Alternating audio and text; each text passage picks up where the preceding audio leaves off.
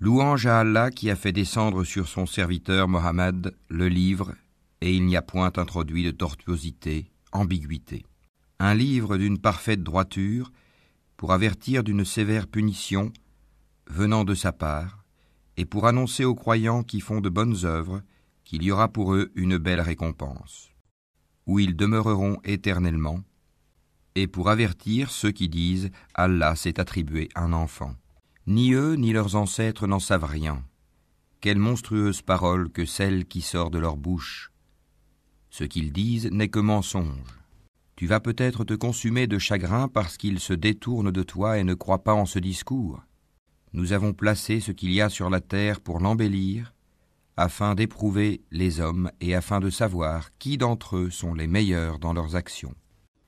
Puis nous allons sûrement transformer sa surface en un sol aride. Penses-tu que les gens de la caverne et d'Ar-Rakim ont constitué une chose extraordinaire d'entre nos prodiges? Quand les jeunes gens se furent réfugiés dans la caverne, ils dirent « Ô notre Seigneur, donne-nous de ta part une miséricorde et assure-nous la droiture dans tout ce qui nous concerne. » Alors nous avons assourdi leurs oreilles dans la caverne pendant de nombreuses années. Ensuite nous les avons ressuscités afin de savoir lequel des deux groupes saurait le mieux calculer la durée exacte de leur séjour. Nous allons te raconter leur récit en toute vérité. Ce sont des jeunes gens qui croyaient en leur Seigneur, et nous leur avons accordé les plus grands moyens de se diriger dans la bonne voie. Nous avons fortifié leur cœur lorsqu'ils s'étaient levés pour dire « Notre Seigneur est le Seigneur des cieux et de la terre, jamais nous n'invoquerons de divinité en dehors de lui, sans quoi nous transgresserions dans nos paroles. » Voilà que nos concitoyens ont adopté en dehors de lui des divinités. Que n'apporte-t-il sur elles une preuve évidente? Quel pire injuste, donc, que celui qui invente un mensonge contre Allah. Et quand vous vous serez séparés d'eux et de ce qu'ils adorent en dehors d'Allah, réfugiez-vous donc dans la caverne. Votre Seigneur répandra de sa miséricorde sur vous et disposera pour vous un adoucissement à votre sort. Tu aurais vu le soleil quand il se lève s'écarter de leur caverne vers la droite, et quand il se couche passer à leur gauche, tandis qu'eux-mêmes sont là dans une partie spacieuse de la caverne. Cela est une des merveilles d'Allah. Celui qu'Allah guide, c'est lui le bien guidé, et quiconque il égare, tu ne trouveras alors pour lui aucun allié pour le mettre sur la bonne voie. Et tu les aurais crus éveillés alors qu'ils dorment. Et nous les tournons sur le côté droit et sur le côté gauche, tandis que leur chien est à l'entrée, pattes étendues. Si tu les avais aperçus, certes, tu leur aurais tourné le dos en fuyant, et tu aurais été assurément rempli d'effroi devant eux. Et c'est ainsi que nous les ressuscitâmes, afin qu'ils s'interrogent entre eux. L'un parmi eux dit « Combien de temps avez-vous demeuré là ?»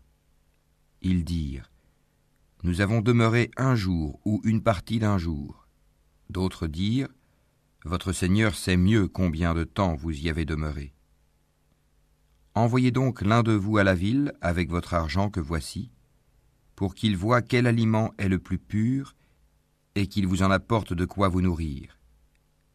Qu'il agisse avec tact et qu'il ne donne l'éveil à personne sur vous.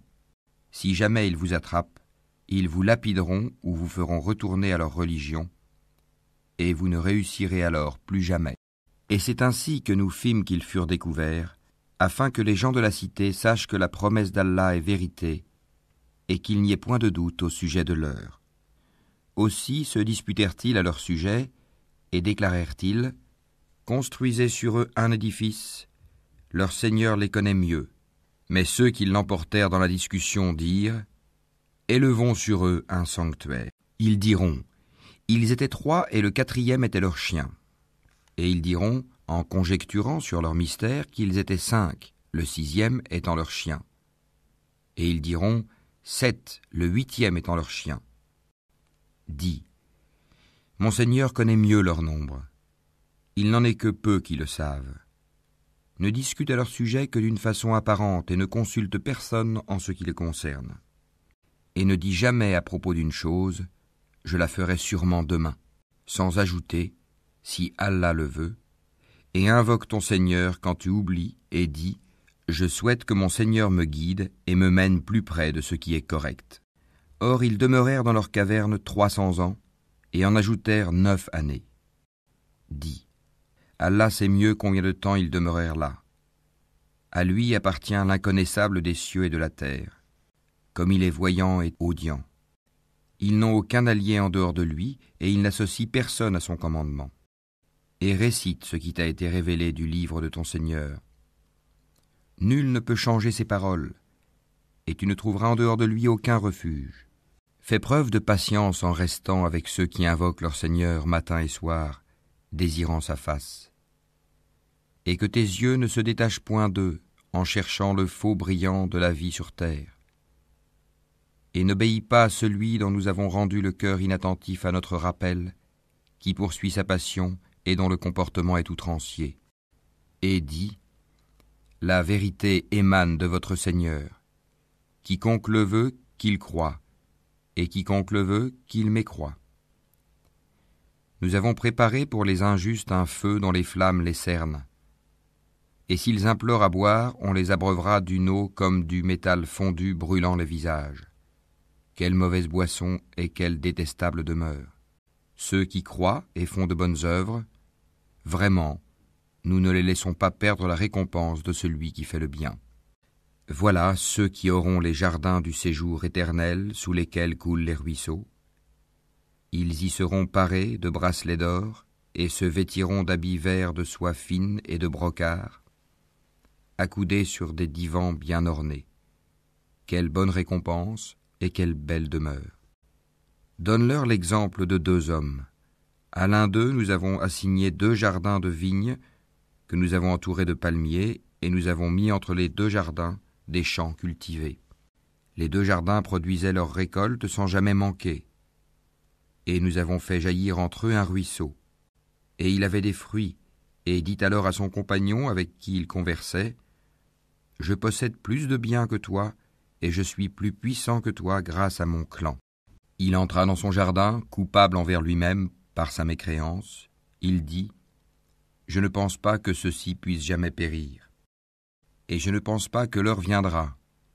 Et si on me ramène vers mon Seigneur, je trouverai certes meilleur lieu de retour que ce jardin. » Son compagnon lui dit, tout en conversant avec lui, « Serais-tu mécréant envers celui qui t'a créé de terre puis de sperme et enfin t'a façonné en homme ? Quant à moi, c'est Allah qui est mon Seigneur, et je n'associe personne à mon Seigneur. En entrant dans ton jardin, que ne dis-tu, telle est la volonté et la grâce d'Allah ? Il n'y a de puissance que par Allah. Si tu me vois moins pourvu que toi en biens et en enfants, il se peut que mon Seigneur bientôt me donne quelque chose de meilleur que ton jardin, qu'il envoie sur ce dernier du ciel quelque calamité et que son sol devienne glissant, ou que son eau tarisse de sorte que tu ne puisses plus la retrouver. » Et sa récolte fut détruite, et il se mit alors à se tordre les 2 mains à cause de ce qu'il y avait dépensé, cependant que ses treilles étaient complètement ravagées. Et il disait, « Que je souhaite n'avoir associé personne à mon Seigneur. » Il n'eut aucun groupe de gens pour le secourir contre la punition d'Allah, et il ne put se secourir lui-même. En l'occurrence, la souveraine protection appartient à Allah, le vrai. Il accorde la meilleure récompense et le meilleur résultat. Et propose-leur l'exemple de la vie ici-bas. Elle est semblable à une eau que nous faisons descendre du ciel. La végétation de la terre se mélange à elle. Puis elle devient de l'herbe desséchée que les vents dispersent. Allah est certes puissant en toutes choses. Les biens et les enfants sont l'ornement de la vie de ce monde. Cependant, les bonnes œuvres qui persistent ont auprès de ton Seigneur une meilleure récompense et suscitent une belle espérance. Le jour où nous ferons marcher les montagnes et où tu verras la terre nivelée comme une plaine, et nous les rassemblerons sans en omettre un seul. Et ils seront présentés en rang devant ton Seigneur. Vous voilà venus à nous comme nous vous avons créé la première fois. Pourtant, vous prétendiez que nous ne remplirions pas nos promesses. Et on déposera le livre de chacun. Alors tu verras les criminels, effrayés à cause de ce qu'il y a dedans, dire Malheur à nous, qu'a donc ce livre à nos maîtres de mentionner ni péché véniel, ni péché capital. Et ils trouveront devant eux tout ce qu'ils ont œuvré. Et ton Seigneur ne fait du tort à personne. Et lorsque nous dîmes aux anges, prosternez-vous devant Adam, ils se prosternèrent, excepté Iblis, Satan, qui était du nombre des djinns et qui se révolta contre le commandement de son Seigneur. Allez-vous cependant le prendre, ainsi que sa descendance, pour allier en dehors de moi, alors qu'ils vous sont ennemis? Quel mauvais échange pour les injustes! Je ne les ai pas pris comme témoins de la création des cieux et de la terre, ni de la création de leur propre personne. Et je n'ai pas pris comme aide ceux qui égarent. Et le jour où il dira « Appelez ceux que vous prétendiez être mes associés », ils les invoqueront, mais eux ne leur répondront pas. Nous aurons placé entre eux une vallée de perdition. Et les criminels verront le feu, ils seront alors convaincus qu'ils y tomberont et n'en trouveront pas d'échappatoire. Et assurément, nous avons déployé pour les gens dans ce Coran toutes sortes d'exemples. L'homme cependant est de tous les êtres le plus grand disputeur. Qu'est-ce qui a donc empêché les gens de croire lorsque le guide leur est venu, ainsi que de demander pardon à leur Seigneur, si ce n'est qu'ils veulent subir le sort des anciens ou se trouver face à face avec le châtiment? Et nous n'envoyons des messagers que pour annoncer la bonne nouvelle et avertir. Et ceux qui ont mécru disputent avec de faux arguments afin d'infirmer la vérité et prennent en raillerie mes versets, le Coran, ainsi que ce châtiment dont on les a avertis. Quel pire injuste que celui à qui on a rappelé les versets de son Seigneur et qui en détourna le dos, en oubliant ce que ses deux mains ont commis. Nous avons placé des voiles sur leur cœur, de sorte qu'ils ne comprennent pas le Coran, et mis une lourdeur dans leurs oreilles. Même si tu les appelles vers la bonne voie, jamais ils ne pourront donc se guider. Et ton Seigneur est le pardonneur, le détenteur de la miséricorde. S'ils s'en prenaient à eux pour ce qu'ils ont acquis, il leur hâterait certes le châtiment. Mais il y a pour eux un terme fixé pour l'accomplissement des menaces contre lequel ils ne trouveront aucun refuge.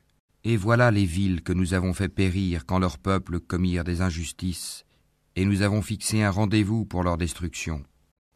Rappelle-toi quand Moïse dit à son valet « Je n'arrêterai pas avant d'avoir atteint le confluent des deux mers, dussé-je marcher de longues années. » Puis, lorsque tous deux eurent atteint le confluent, ils oublièrent leur poisson, qui prit alors librement son chemin dans la mer. Puis, lorsque tous deux eurent dépassé cet endroit, il dit à son valet « Apporte-nous notre déjeuner, nous avons rencontré de la fatigue dans notre présent voyage. » Le valet lui dit « Quand nous avons pris refuge près du rocher, vois-tu, j'ai oublié le poisson. Le diable seul m'a fait oublier de te le rappeler.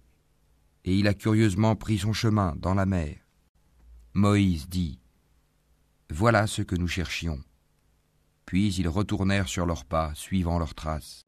Ils trouvèrent l'un de nos serviteurs à qui nous avions donné une grâce de notre part et à qui nous avions enseigné une science émanant de nous. Moïse lui dit « Puis-je te suivre à la condition que tu m'apprennes de ce qu'on t'a appris concernant une bonne direction ?» L'autre dit « Vraiment, tu ne pourras jamais être patient avec moi. Comment endurerais-tu des choses que tu n'embrasses pas par ta connaissance ?» Moïse lui dit « Si Allah veut, tu me trouveras patient, et je ne désobéirai à aucun de tes ordres. Si tu me suis, dit l'autre, ne m'interroge sur rien tant que je ne t'en aurai pas fait mention. » Alors les deux partirent, et après qu'ils furent montés sur un bateau, l'homme y fit une brèche. Moïse lui dit « Est-ce pour noyer ces occupants que tu l'as ébréché ? Tu as commis certes une chose monstrueuse. » L'autre répondit « N'ai-je pas dit que tu ne pourrais pas garder patience en ma compagnie ? Ne t'en prends pas à moi, dit Moïse, pour un oubli de ma part, et ne m'impose pas de grandes difficultés dans mon affaire. » Puis ils partirent tous deux. Et quand ils eurent rencontré un enfant, l'homme le tua. Alors Moïse lui dit « As-tu tué un être innocent qui n'a tué personne ? Tu as commis certes une chose affreuse. » L'autre lui dit Ne t'ai-je pas dit que tu ne pourrais pas garder patience en ma compagnie? Si, après cela, je t'interroge sur quoi que ce soit, dit Moïse, alors ne m'accompagne plus. Tu seras alors excusé de te séparer de moi. » Ils partirent donc tous deux, et quand ils furent arrivés à un village habité, ils demandèrent à manger à ses habitants, mais ceux-ci refusèrent de leur donner l'hospitalité. Ensuite, ils y trouvèrent un mur sur le point de s'écrouler. L'homme le redressa. Alors Moïse lui dit : « Si tu voulais, tu aurais bien pu réclamer pour cela un salaire. » « Ceci marque la séparation entre toi et moi, dit l'homme. Je vais t'apprendre l'interprétation de ce que tu n'as pas pu supporter avec patience. Pour ce qui est du bateau, il appartenait à des pauvres gens qui travaillaient en mer. Je voulais donc le rendre défectueux, car il y avait derrière eux un roi qui saisissait de force tout bateau. Quant aux garçons, ses pères et mères étaient des croyants. Nous avons craint qu'il ne leur imposât la rébellion et la mécréance. Nous avons donc voulu que leur Seigneur leur accordât en échange un autre plus pur et plus affectueux. Et quant au mur, il appartenait à 2 garçons orphelins de la ville, et il y avait dessous un trésor à eux. Et leur père était un homme vertueux. Ton Seigneur a donc voulu que tous 2 atteignent leur maturité et qu'ils extraient eux-mêmes leur trésor par une miséricorde de ton Seigneur. Je ne l'ai d'ailleurs pas fait de mon propre chef. Voilà l'interprétation de ce que tu n'as pas pu endurer avec patience. Et il t'interroge sur Dhul-Qarnayn. Dis, je vais vous en citer quelques faits mémorables. Vraiment, nous avons affermi sa puissance sur terre et nous lui avons donné libre voie à toute chose. Il suivit donc une voie. Et quand il eut atteint le couchant, il trouva que le soleil se couchait dans une source boueuse, et auprès d'elle, il trouva une peuplade impie. Nous dîmes : Ô Dhul-Qarnayn, ou tu les châties, ou tu uses de bienveillance à leur égard. Il dit : Quant à celui qui est injuste, nous le châtierons, ensuite il sera ramené vers son Seigneur, qui le punira d'un châtiment terrible. Et quant à celui qui croit et fait bonne œuvre, il aura en retour la plus belle récompense, et nous lui donnerons des ordres faciles à exécuter. Puis il suivit une autre voie, et quand il eut atteint le levant, il trouva que le soleil se levait sur une peuplade à laquelle nous n'avions pas donné de voile pour s'en protéger. Il en fut ainsi, et nous embrassons de notre science ce qu'il détenait. Puis il suivit une autre voie, et quand il eut atteint un endroit situé entre les 2 barrières, montagnes, il trouva derrière elle une peuplade qui ne comprenait presque aucun langage. Ils dirent : Ô Dhul-Qarnayn, les Ya'juj et les Ma'juj commettent du désordre sur terre. Est-ce que nous pourrons t'accorder un tribut pour construire une barrière entre eux et nous ? Il dit : Ce que mon Seigneur m'a conféré vaut mieux que vos dons. Aidez-moi donc avec votre force, et je construirai un remblai entre vous et eux. Apportez-moi des blocs de fer. Puis, lorsqu'il en eut comblé l'espace entre les 2 montagnes, il dit : Soufflez. Puis, lorsqu'il eut rendu une fournaise, il dit : Apportez-moi du cuivre fondu, que je le déverse dessus. Ainsi, ils ne purent guère l'escalader, ni l'ébrécher non plus. Il dit : C'est une miséricorde de la part de mon Seigneur, mais lorsque la promesse de mon Seigneur viendra, il le nivellera. Et la promesse de mon Seigneur est vérité. Nous les laisserons ce jour-là déferler comme les flots les uns sur les autres, et on soufflera dans la trompe, et nous les rassemblerons tous. Et ce jour-là nous présenterons de près l'enfer aux mécréants, dont les yeux étaient couverts d'un voile qui les empêchait de penser à moi, et ils ne pouvaient rien entendre non plus. Ceux qui ont mécru, comptent-ils donc pouvoir prendre pour alliés mes serviteurs en dehors de moi ? Nous avons préparé l'enfer comme résidence pour les mécréants. Dis, voulez-vous que nous vous apprenions lesquels sont les plus grands perdants en œuvre ? Ceux dont l'effort dans la vie présente s'est égaré alors qu'ils s'imaginent faire le bien. Ceux-là qui ont nié les signes de leur Seigneur ainsi que sa rencontre. Leurs actions sont donc vaines. nous ne leur assignerons pas de poids au jour de la résurrection. C'est que leur rétribution sera l'enfer, pour avoir mécru et pris en raillerie mes signes, enseignements et mes messagers. Ceux qui croient et font de bonnes œuvres auront pour résidence les jardins du Firdav, paradis, où ils demeureront éternellement, sans désirer aucun changement. Dis, si la mer était une encre pour écrire les paroles de mon Seigneur, certes la mer s'épuiserait avant que ne soient épuisées les paroles de mon Seigneur, quand même nous lui apporterions son équivalent comme renfort. Dis, je suis en fait un être humain comme vous. Il m'a été révélé que votre Dieu est un Dieu unique. Quiconque donc espère rencontrer son Seigneur, qu'il fasse de bonnes actions et qu'il n'associe dans son adoration aucun autre à son Seigneur.